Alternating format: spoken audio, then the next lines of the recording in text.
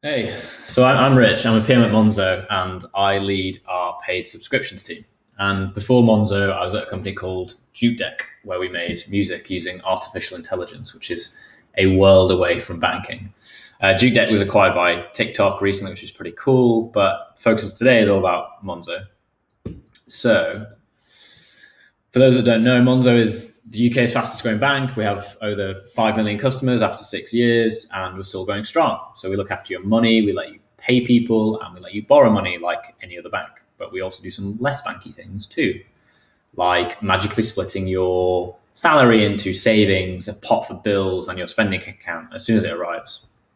Instant notifications when you spend with the appropriate emoji, a free way to get your salary a day before everyone else does, and pots that you can put a name on, a picture on, and lock your money away from yourself in a really easy way. So I've been at Monzo 3 years. I joined when we were about 300 employees, and we're now over 1,500. I also joined before we launched our current account, and we now have 5 million customers using it. I've spent the last year and a half leading our subscription products, which are Monzo Plus and Premium. And so this talk is all about some of the key learnings from that experience. Just in case you didn't know, Plus is a set of features to help you get more visibility and control of your money, like the ability to connect your other bank accounts, create custom spending categories, cut and slice your spending in a way that works for you. And Premium is more about peace of mind and having high quality travel and phone insurance in one place, along with a cool metal card. So this story begins in September 2019 when I was working on something completely different. A team had already been working on what was a packaged bank account, but the launch hadn't gone well, and so we decided to start again. The press picked up on it, and this was unfortunately the point where I was told I was taking over. And I knew there'd been loads of disagreements internally about the direction of that product, who we were building for, what we should build. And I knew that the previous versions had just failed to get buy-in the whole way through, so I needed to do things differently. So this is all about how we built Monzo Plus and Premium, and more specifically, how we made a series of decisions over time that led to the launch, and how I made sure all my senior stakeholders shouldered that risk, ambiguity, and pressure with me. So the premise really is that products are the sum of all the decisions you make on the way to launching it. And these decisions are often made with imperfect information and sometimes irreversibly. And more importantly, whether you know it or not, you often aren't the ultimate decision maker on big projects. That's why you've maybe got derailed partway through something before. So in my view, the easiest bit of product is figuring out what you should do, i.e. the kind of recommendation on the left-hand side. The hardest bit is getting everyone else to agree and getting useful input and avoiding being derailed. So I want to talk you through today the kind of a recipe for a good decision. I think a big part of the success of Plus was taking the recommendation to a weekly forum called Product Review, this thing on the right-hand side. This is where all the senior execs could challenge it and big decisions could be made. This had the benefit of sharing context with them, getting useful input, which made the product better, resolving disagreements, having others shoulder the responsibility as well as me, and just saving time and stress in the long run. So what I'm going to talk you through today is how we got to a recommendation on what to build for Plus, and then a series of tips and tricks for getting alignment with a good pre-read and a really good, clear process for deciding in product review. If I could boil this down to just one thing, it's probably this, which is one does not simply walk into product review. I'm just going to make my face a little bit smaller. So yeah, this is the key message if you could only take one thing away. It requires a lot of prep and a lot of intentional thought and design to get all of your stakeholders aligned. Cool, let's dive in. So let's start with the recommendation. I'm going to give you a bunch of context on the actual stuff we did on Plus. Not really much theory on mental models or anything like that, but just a sneak peek on how we did all this other stuff on the right side and what we actually did and how I made the best use of the brains around me. First question, as soon as I picked up Plus, I started with what are we really trying to do? This applies to anything in life and work, but there's no point going further until you define this. So I sat down with my team. I asked them to think really carefully about what we're trying to do. I think the previous project had kind of focused too much on the left-hand side. So building a packaged bank account or building a set of features that customers will pay for. I moved us all the way along to the right-hand side, which is really we're trying to solve problems that enough customers would be willing to pay for. Like it needs to be a big enough market, but it also needs to be like compelling enough a problem someone would pay to solve it. So this widened everyone's thinking, and it meant we were thinking beyond just packaged bank accounts, and now just at any subscription product, really. The next question I asked my team was, what do we know? And this is a big question. There'd been a previous version of Plus, and so what I did basically on day one was send out a Slack message, which is, there is a mega doc I put together. The idea is that eventually we'll validate some hypotheses and take it to leadership. But basically, if there's things you can fill in, please just start dumping it in. And there were loads of sections in there, and I knew that various people had various contexts. So just like add in everything we know about our customers, about subscriptions in general. So people started dumping. So Naomi, who's our researcher, she was like, here's what we know about Monzo Plus from all of our user research so far. Francine, who was a data scientist at the time, she said, here's a doc of all the data things we've learned in the past, like what we know about data. And all of this just kept getting dumped into this massive doc of like all the context. And so I asked us to look at our customers as a whole. So I said, what problems have we seen, whether observed or inferred? Like what behaviors did they have? What other apps are people having? So customers was one of the big sections in this document. The second big section in the document was the company. So what does Monzo do well and badly? What are our strengths and our weaknesses? Like you can't really decide a strategy without properly diagnosing your own ability to deliver something. So like for us, our strengths are software and design, high trust, like relatively cool. Weaknesses is like, we're a bank, and in a sense, being a bank means you are more regulated and you need to be much more careful about what you're shipping than if you're like a scrappy, financial app that doesn't really manage anyone's money properly. See, the other section was structure. And so whilst all of these things are just like listing out things we know, you can kind of also describe the product you're building in the abstract. In the same way, looking at a painting, you would say there is color, contrast, hierarchy, proportion. You could look at a subscription product in the abstract and figure out what are the key choices you should be making. So look at a subscription product, there are things like price, features, tiers, positioning, distribution channels, industry, company, and all these little small things like minimum terms, cancellation policies. So just looking at this in the abstract allows you to see some of the main elements or decisions you should be considering along the way. For us, this teased out things like frameworks. So we saw that most packaged bank accounts had three main types of feature. So core ones, which is an extension of your main value prop as a company. So for us, that's kind of budgeting and travel. Value add, that something with a very tangible pound value, like people can put a price point on it and kind of sum up the sum of those, sum up the total of all of those individual elements. And then rewards and delight. So something that just like gets people excited, which is typically a card, but it might be like weekly offers or a free sausage roll. So looking in the abstract basically allowed us to tease out a framework. We also looked at stuff like the market. And with regards to the market, I also had a section in the doc which says to the team, what do we not know? So for example, we don't know why our competitors have done what they've done. Like, is it based on any research? Is it due to the dynamics of their business, or is it just pure guesswork? We also don't know if our competitors are even doing well. Like, which features do customers value? How could they be improved? So over time in this Google Doc, we built up a map of like all the main variables. And at this point, you can say, which ones matter most?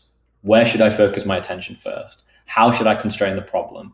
What are the big first decisions that I should be making?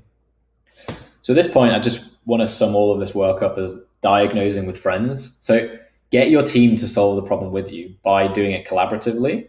The main reason I would recommend this is A, they just know more than you do. Like more brains thinking about it is better than one, and there's a lot more context. But two, the more context they have on your competitors, your customers, your business, the better they can brainstorm solutions.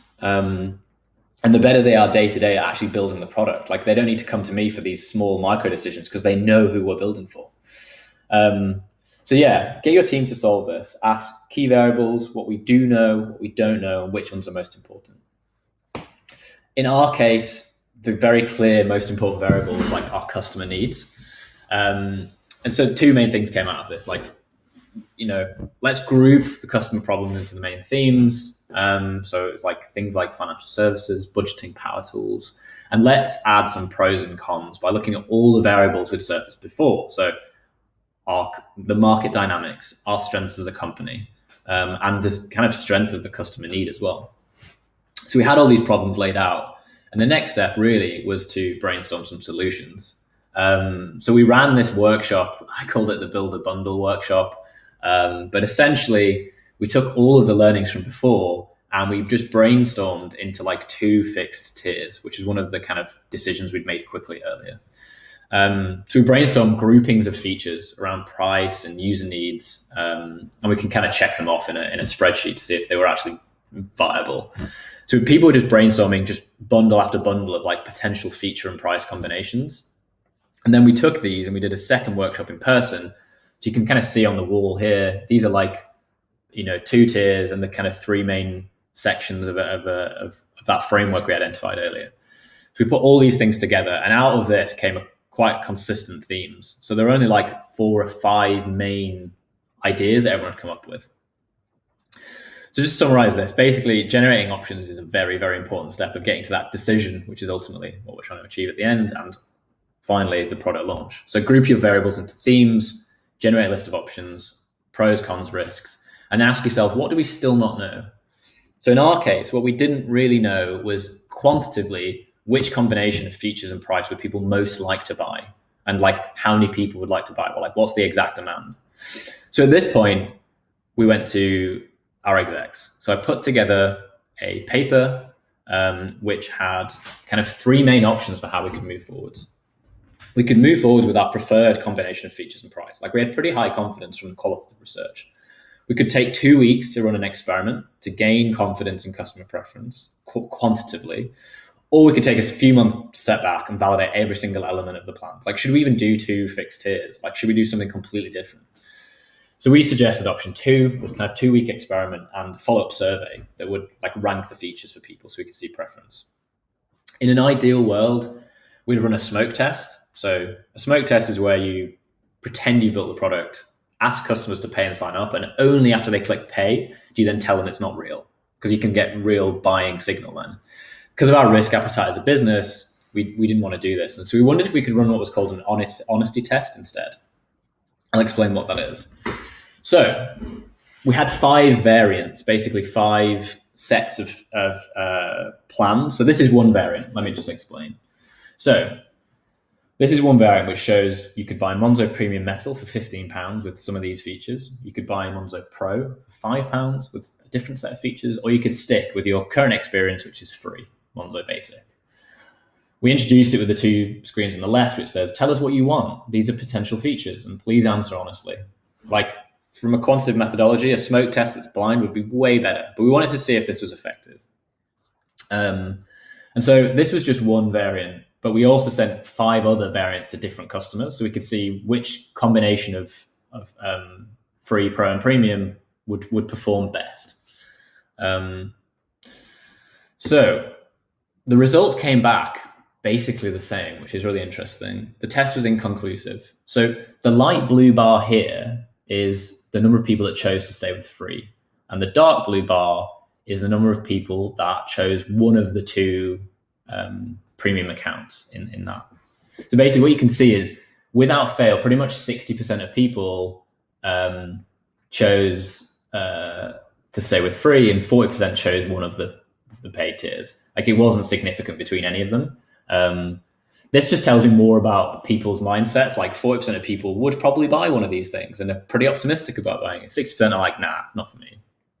So yeah, we didn't really learn much from this. And even more interestingly, this last variant, so one of the 6 variants we sent to customers was the actual product we'd shipped, the old version of Monzo Plus. So this one was, we actually knew the real life results, not just the one from this honesty test, which is really interesting. And what it showed us was, in this honesty test, the package that people chose was completely different to the one they'd actually purchased in real life. So in the experiment, everyone picked home bundle, which is like all about, home insurance, renting insurance, etc. But in the real life purchase, everyone picked the supporter one, which is more about kind of software features, for example. Basically, if I could sum this up, is we'd learned nothing except that this experiment methodology just doesn't work.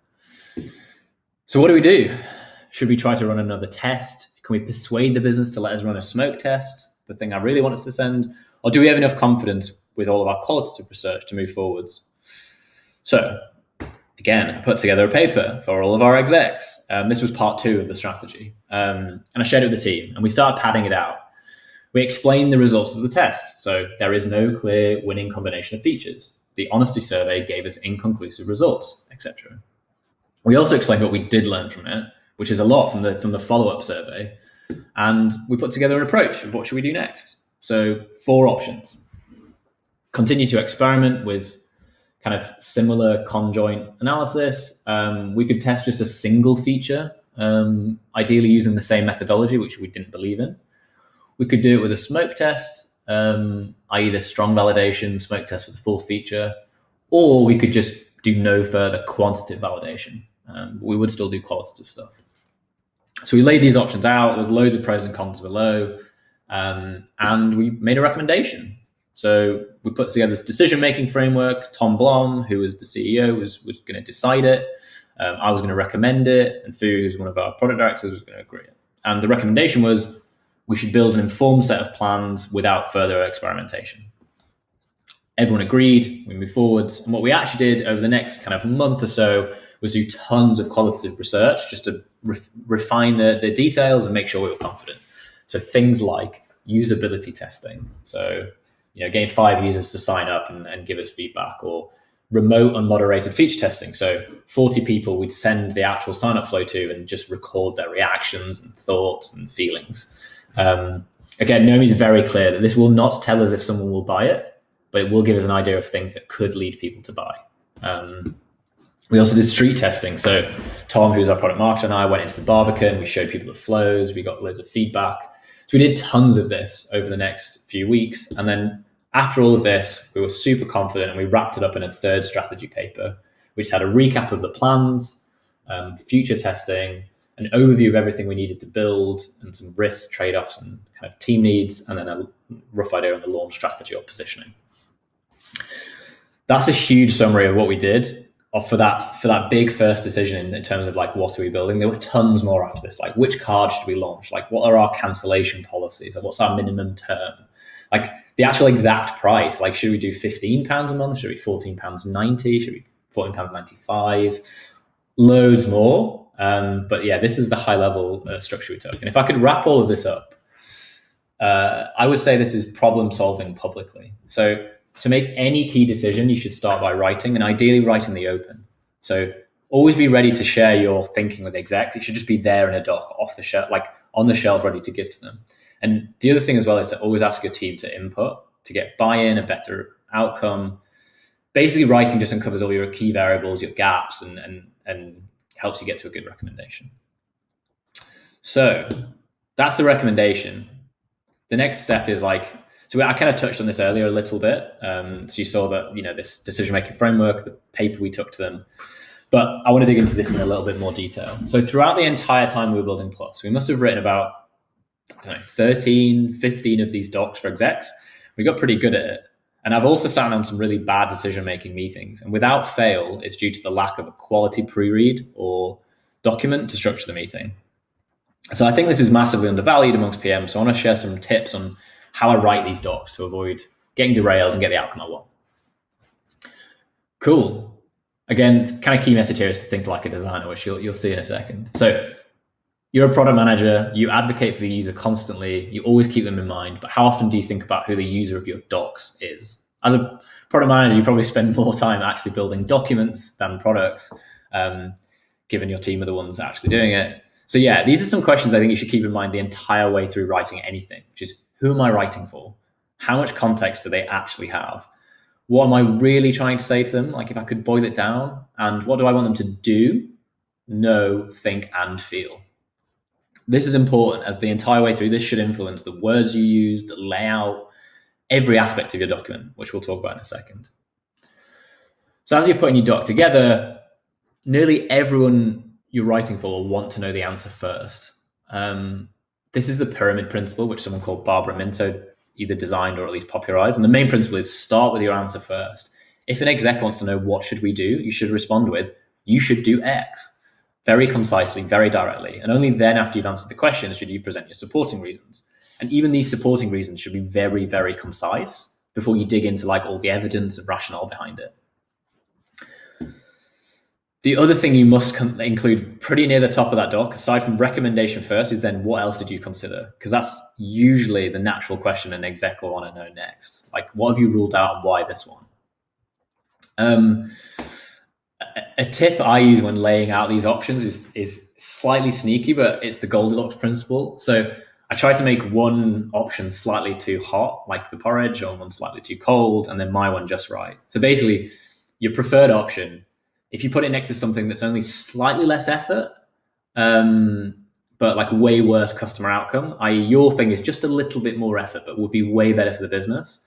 And then next to something on the other side, which is way more effort for not that much more customer or business benefit, usually everyone will settle in the middle, and you'll get the outcome you want. So this is kind of the Goldilocks principle. As well as that layout, you should also just consider the page generally. So the Nielsen group performed some eye tracking research and found that people tend to read in an F shape on docs and pages. And they also found that because of this and attention spans, people typically only read 20 to 25% of the content. So what does this mean? In my view, it means put your key messages in different colored or formatted copy in the headings. So the eye can scan down and see the key points. So here it's very clear, no winning combination, inconclusive results, but there are some favorite features and themes, blah, blah, blah. It also means you should try and keep images. So like these pie charts, try and keep them in the appendix, as they break up the flow too much and distract the reader from your key messages in the headings. Linked to the Goldilocks idea before, just use some gentle signposting and like change the way you frame it. So quite obviously MailChimp would like me to get the standard plan. They've also used the words for businesses that want to grow faster, whereas for the essentials, it's just email only senders. Am I a business that wants to grow faster? Or am I an email only sender? I assume most people would say this one, the standard one. So it's linked to that.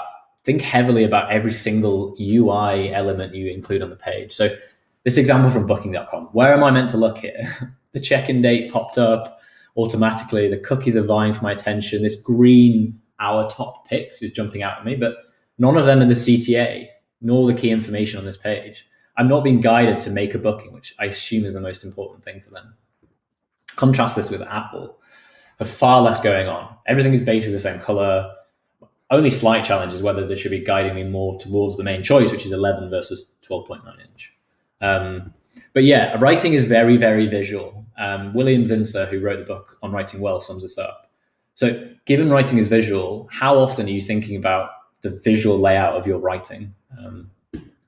Secondly, now you know that your writing is a visual component, you can be very intentional about limiting your use of styles. So I have a UI kit. I set my Google Doc default styles to these things. And I also ask my team to use the same doc. So whenever I'm sharing a pre-read with execs, there's just a consistent visual language that reduces cognitive overhead and allows them to focus on the content. Like it's not a new set of fonts and styles every single time.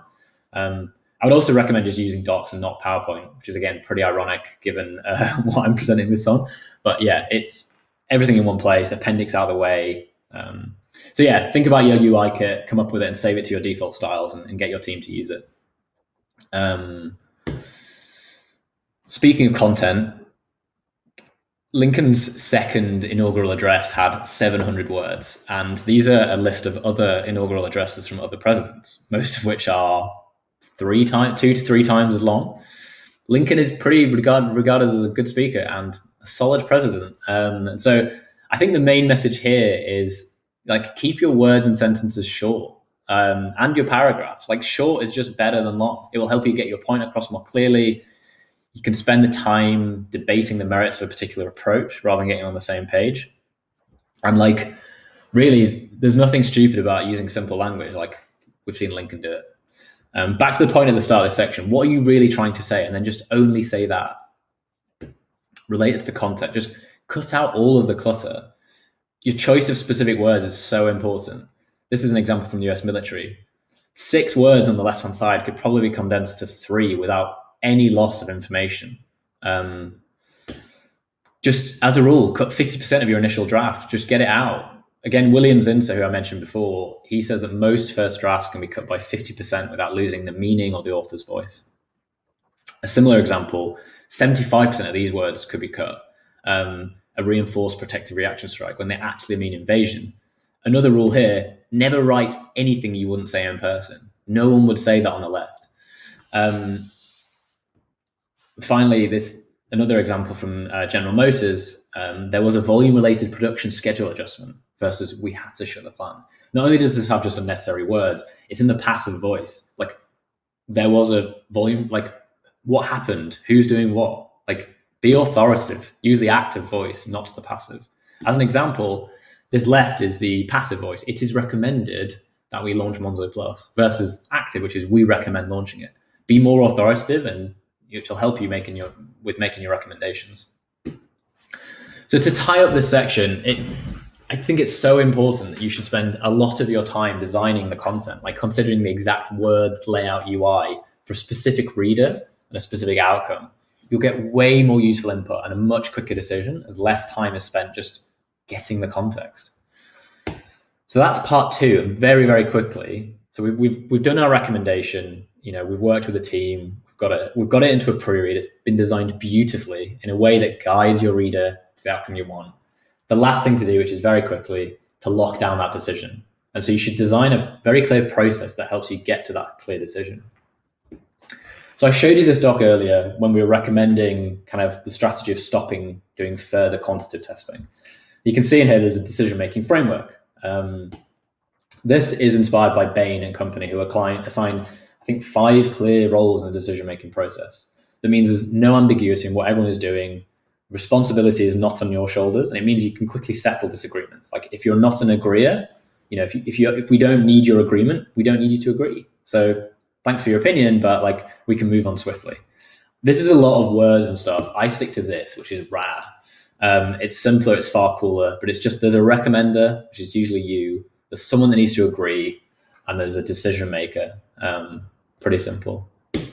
Send your doc out as a pre-read and get comments asynchronously. This is why I love Google Docs. It's really easy to see it all in one place. Asynchronous comments on pre-reads is so important for a couple of reasons. One, it avoids bias. Like, if I'm when people read a doc in the absence of you pitching it, they aren't biased if you're a particularly bad or good speaker, which means you'll get a better decision. It means everyone can input, not just the senior people or the loud people in a meeting, because there's infinite time for someone to comment. You can do it transparently in advance, and you don't even need to attend the meeting. And lastly, it's just the most efficient way to consume information, far more than someone reading it out, which again is slightly ironic for today. So because of the pre-read, with that quantitative testing decision, the meeting lasted about 10 minutes, which was pretty swift. And then afterwards, I just logged it on Slack and shared the result so everyone knew, but also to avoid people changing their minds later or claiming, it wasn't clear at the time. So just logging it. I use this process for absolutely anything now. So when we were ready to launch Plus after coronavirus, I shared this, which was asking for permission to launch, basically, in a written pre-read for execs with all the rationale about why now. So yeah, just to summarize this last quick section, just use a very clear 3-step process to decide. So pre-read, clear roles, and a decision log afterwards.